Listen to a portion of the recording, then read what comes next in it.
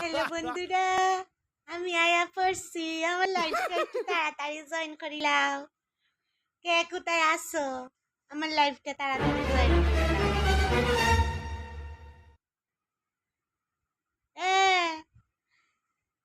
তাপসী দিদি, বালা বালা, আমি খুব ভালো আছি। তুমি কেমন আছো? আমার কমেন্ট কইরা জানাইও। আর কে কোথায় আসছো? আমার লাইফটা একটু তাড়াতাড়ি জয়েন করিলাম।